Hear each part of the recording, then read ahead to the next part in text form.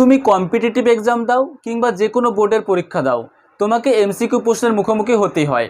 তো দেখো, তুমি যখন পরীক্ষায় এমসিকিউ প্রশ্নের অ্যান্সার করতে যাও, তো তুমি দেখবে যে সেখানে এমন কিছু প্রশ্ন থাকে যেগুলো তুমি দেখা মাত্রই করে ফেলতে পারবে, যেগুলো তোমার কাছে একদম কমন, ঠিক আছে। আবার এমন কিছু প্রশ্ন থাকে যেগুলো হয়তো তোমার কাছে পুরোপুরি কমন নয়, তবে একটু বুদ্ধি খাটালেই তুমি খুব সহজেই অ্যান্সার করে ফেলতে পারবে।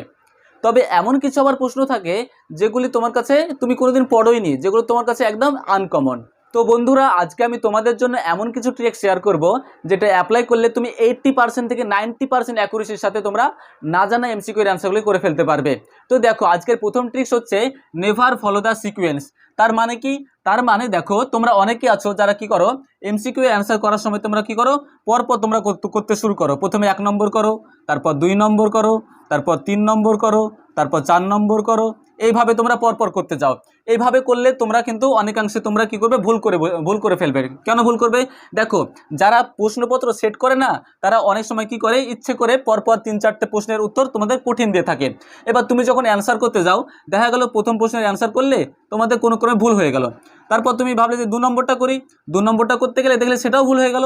তারপর দেখলে 3 নম্বরটা করতে গেলে দেখলে সেটাও আর মিলাতে পারছো না, ভুল হয়ে গেল। এইভাবে যদি তোমাদের প্রথম 2-3টে ভুল হয়ে যায়, তখন তোমার কনফিডেন্স লেভেল কিন্তু একদম লো হয়ে যায়, ঠিক আছে। এর ফলে কি হয়, তোমার মেজাজ বিগড়ে যায়। আর তার ফলে তোমার জানা প্রশ্নগুলো, যেগুলো তুমি জানো, সেই সব প্রশ্নের উত্তরও তুমি ভুল করে বসো। তো তুমি সবসময় কি করবে, যেগুলো তোমার কাছে একদম কমন, যেসব প্রশ্নের উত্তরগুলি তুমি দেখা মাত্রই করে ফেলতে পারবে, তুমি সেই সব প্রশ্নের উত্তর আগে সমাধান করবে, সেই সব প্রশ্নের এমসিকিউগুলো তুমি আগে দাগাবে, ঠিক আছে। তারপরে তুমি অন্য প্রশ্নে যাবে। তাহলে তোমার কি হবে, তোমার কনফিডেন্স লেভেল ধীরে ধীরে বাড়বে এবং তুমি পরের প্রশ্নগুলো খুব ভালোভাবে তুমি করতে পারবে। এবারে তোমাদের যে পদ্ধতি শেখাবো সেটা হচ্ছে এলিমিনেশন ট্রিক্স। দেখো, এই এলিমিনেশন পদ্ধতি প্রয়োগ করে তোমরা না জানা এমসিকিউ এর আনসার তোমরা অনেক সময় করে ফেলতে পারবে। তো দেখো কিভাবে করবে। তো এই এলিমিনেশন পদ্ধতি প্রয়োগ করার জন্য তোমাদের কিছুটা পড়াশোনা দরকার এবং কিছুটা কমন সেন্স দরকার, ঠিক আছে। তো একদম যদি পড়াশোনা না করো, তাহলে কিন্তু কোনোভাবেই তোমরা অ্যান্সার করতে পারবে না। তো দেখো কিভাবে করবে। দেখো, এখানে আমি একটা প্রশ্ন দিয়েছি, এটা কিন্তু কোনো একটা চাকরির পরীক্ষায় এসেছিল। দেখো, বলছে জানুয়ারি মাসে পুরুলিয়া জেলায় পালিত টুসু উৎসব কোন বিষয়ের সঙ্গে সম্পর্কিত। দেখো, 4টে অপশান আছে, ঠিক আছে। তো আমরা কিভাবে করব, মনে করো তুমি এই প্রশ্নটা কোনোদিন শোনোনি, ঠিক আছে। এখন তুমি অ্যান্সার করবে কি করে। তো দেখো, এখানে একটা জিনিস দেখো, বলেছে জানুয়ারি মাস, এখানে কি বলেছে, জানুয়ারি মাস। তো তুমি একটা জিনিস চিন্তা করো, দেখো এখানে বলা আছে বসন্তের আগমন। তো তুমি ভাবো যে জানুয়ারি মাস তো শীতকাল, তাই না। তাহলে এখানে বলছে বসন্তের আগমন, জানুয়ারি মাসে তো বসন্তকাল হয় না, তার মানে এটা কখনো অ্যান্সার হতে পারে না। তো এটাকে আমরা বাদ দিয়ে দিলাম। তারপরে বলছে দেখো নৌকা দৌড়। তো নৌকা দৌড় সাধারণত বর্ষাকালে হয়, কারণ নৌকা চালাবার জন্য তোমরা জানো যে পানির দরকার, জলের দরকার। আর নৌকা দৌড় সাধারণত বর্ষাকালে হয়, সেই জন্য। তার মানে জানুয়ারি মাসে তো বর্ষাকাল হয় না, তার মানে এটাও তোমাদের হবে না। তারপর এখানে দেখো অপশান ডি বলছে বৃষ্টির জন্য আচার। তো দেখো, বৃষ্টি কখন হয়, বর্ষাকালে হয়। তার মানে বৃষ্টির জানুয়ারি মাসে তো কখনো বর্ষাকাল হয় না, বা জানুয়ারি মাসে সেরকমভাবে বৃষ্টিও হয় না, তাহলে এটাও হওয়ার সম্ভাবনা নেই। তাহলে এটাকেও তুমি এলিমিনেট করতে পারো। তাহলে দেখো, আমরা একটু কমন সেন্স প্রয়োগ করে 3টা অপশানকে এলিমিনেট করে দিলাম। তাহলে বাকি থাকছে কি, ফসল কাটার মরশুম। তার মানে আমাদের 90 থেকে 95% চান্স আছে যে এই অপশান এ মানে সঠিক অ্যান্সার হওয়ার চান্স আছে অপশান এ, ঠিক আছে। তো এইভাবে তুমি এলিমিনেশন পদ্ধতি প্রয়োগ করে তুমি না জানা এমসিকিউ এর অ্যান্সার তুমি করে ফেলতে পারো। 3 নম্বর টেকনিক হলো, যদি তুমি দেখো যে 4টি অপশানের মধ্যে কোনো একটি অপশান অনেক বড় আছে, তাহলে সেই অপশানটি সঠিক হওয়ার সম্ভাবনা অনেক বেশি। মনে করো যে 4টি অপশান আছে, option A, option B, option C এবং অপশান ডি। তো দেখা যাচ্ছে যে কোনো একটি অপশান ধরো অনেক বড়, মনে করো অপশান বিটা ধরো এত বড় আছে, অনেক বড়। আর বাদবাকি অপশানগুলো দেখা যাচ্ছে ছোট ছোট অপশান আছে, মানে যেগুলো লেখা আছে সেগুলো দেখা যাচ্ছে ছোট ছোট আছে। তার মানে তুমি ভেবে নিতে পারো যে 4টি অপশানের মধ্যে যেটি বড় সেটি সঠিক হওয়ার সম্ভাবনা অনেক বেশি, প্রায় 90% থেকে 95%। তো এর পিছনে একটা সাইকোলজিক্যাল কারণ আছে। দেখো, যারা প্রশ্নপত্র সেট করে তারা কি করে, যেটা সঠিক অ্যান্সার সেটা তো লিখতেই হবে, তাই না। আর যেগুলো তোমার অপশানে মানে সঠিক অ্যান্সার হবে না, তো সেগুলো সবসময় তারা ছোট দিয়ে দেয়। কারণ কি, বড় লিখে তারা সময় নষ্ট করে না, বা তারা বেশি আর খাটতে চায় না। তাই তুমি যখন দেখবে যে 4টি অপশানের মধ্যে কোনো একটি অপশান অনেক বড় আছে, তখন সেটি সঠিক হওয়ার সম্ভাবনা অনেক বেড়ে যায়। ফলে তুমি সেটাও ঠিক একটা টিক মারতেই পারো। 4 নম্বর টেকনিক হলো, যদি তুমি দেখো যে 4টি অপশানের মধ্যে কোথাও লেখা আছে যে উপরের সবগুলোই বা উপরের কোনোটি নয়, তাহলে এই অপশানগুলি সঠিক হওয়ার সম্ভাবনা অনেক বেশি, প্রায় 87 থেকে 95% মতো সম্ভাবনা থাকে।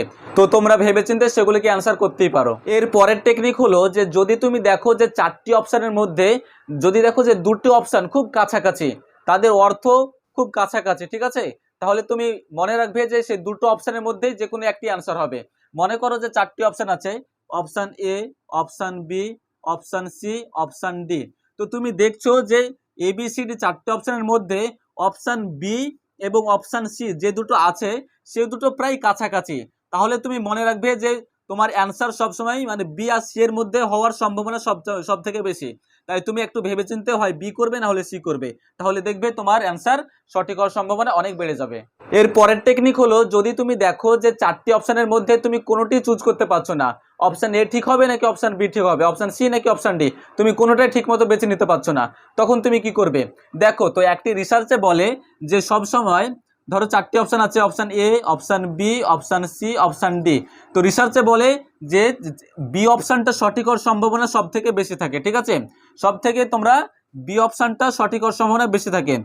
তারপরে তোমার সম্ভাবনা থাকে সি, সব থেকে সম্ভাবনা থাকে অপশান বি, তারপরে সি, তারপরে থাকে তোমার এ, তারপরে থাকে তোমার ডি। তো তুমি যদি কোনোভাবে তুমি বুঝতে না পারো যে কোনটা অ্যান্সার হবে, তখন তুমি এই ট্রিক্সটি কাজে লাগাতে পারো। সবসময় বিটাকে প্রাধান্য দিয়ে বেশি, অপশান বি, তারপরে সি, তারপরে এ, তারপরে ডি। তো এইভাবে তুমি আন্দাজে MCQ তুমি চুজ করতে পারো। এক্ষেত্রে তোমার অপশান সঠিক হওয়ার সম্ভাবনা প্রায় 85 থেকে 90% থাকে। 7 নম্বর টেকনিক হলো, যদি তুমি দেখো যে MCQ এর অপশানগুলোতে কোনো সংখ্যা বা মান দেওয়া আছে বা কোনো সাল দেওয়া আছে, তাহলে সবসময় তুমি কি করবে? যেটা সর্বোচ্চ মান এবং সর্বনিম্ন মান সে দুটোকে বাদ দিয়ে মাঝের মানগুলোকে অ্যান্সার করার চেষ্টা করবে। মনে করো 4টি অপশানের মধ্যে ধরো কোনো একটা অঙ্ক করছো, তো অ্যান্সার আছে 15, 18, 22, তারপরে 17, এরকম ধরো 4টে সংখ্যা আছে। তো সবসময় কি করবে? যেটা সবচেয়ে কম এবং যেটা সবচেয়ে বেশি সেটাকে বাদ দিয়ে দিবে। তাহলে দেখো এখন সবচেয়ে কম কি আছে? 15 আছে, তাই না? তো এটাকে বাদ দিয়ে দাও। আর সবচেয়ে বেশি কি আছে? 22 আছে। তো যেটা মিডিলে থাকে, দেখো 18, 17 মিডিলে আছে, তাই না? তো এই দুটোর মধ্যে অ্যান্সার হওয়ার সম্ভাবনা সব থেকে বেশি। তো তুমি একটু ভেবেচিন্তে এই দুটোর মধ্যে অ্যান্সার করার চেষ্টা করবে, ঠিক আছে? তো এক্ষেত্রেও তোমার অ্যান্সার সঠিক হওয়ার সম্ভাবনা প্রায় 85 থেকে 90% সঠিক হওয়ার সম্ভাবনা থাকে। তো তুমি এই ট্রিক্সটাও কাজে লাগাতে পারো। এর পরের টেকনিকটি হলো ইংলিশ সাবজেক্ট নিয়ে। তো ইংলিশের বিশেষ করে তোমরা যখন অ্যান্টোনিম বা সিনোনিম করবে তখন এই টেকনিকটি কাজে লাগাতে পারো। দেখো এখানে একটা এক্সাম্পল দিই। যখন এখানে বলেছি অ্যান্টোনিম অফ দ্য ওয়ার্ড কি মডার্ন, মডার্নের অ্যান্টোনিম কি হবে? তো যখন তোমরা অ্যান্টোনিম সিনোনিম করবে তখন তোমরা কি করবে? 4টে অপশানকে ভালো করে দেখবে। 4টি অপশানের মধ্যে দেখবে যে যেগুলো তোমার প্রায় একই রকমের, ঠিক আছে, সেগুলোকে তোমরা বাদ দেওয়ার চেষ্টা করবে, ঠিক আছে? মনে করো এখানে মডার্ন, মডার্নের তোমরা অ্যান্টোনিম বা মডার্নের কি বিপরীত বের করতে বলেছে। তো দেখো এখানে কি আছে? Last, recent, ancient, current. তো দেখো এখানে দেখো কারেন্ট, কারেন্ট মানে কি? কারেন্ট মানে বর্তমানকে কিছু বোঝাচ্ছে, তাই না? রিসেন্ট, রিসেন্ট মানে বর্তমানকে বোঝাচ্ছে। লাস্ট, লাস্ট মানে কি? শেষ, তাই না? এটাও প্রায় কাছাকাছি, এগুলোর কাছাকাছি। তো তোমরা যেগুলো কাছাকাছি মিনিং হবে সেগুলোকে সব তোমরা এলিমিনেশন করে দিবে, সেগুলোকে বাদ দিয়ে দিবে। তো যেটা বাকি পড়ে থাকবে সেটাকে তুমি অ্যান্সার করার চেষ্টা করবে। তো দেখো এখানে বাকি পড়ে থাকছে অ্যানসিয়েন্ট, তাহলে মডার্নের অ্যান্টোনিম কি হয়ে যাবে? অ্যানসিয়েন্ট, ঠিক আছে? তো তোমরা এভাবেও তোমরা অপশানকে চুজ করতে পারো। তো বিশেষ করে অ্যান্টোনিম সিনোনিম করার সময় তোমরা এই ট্রিক্সটাকে তোমরা কাজে লাগাতে পারো।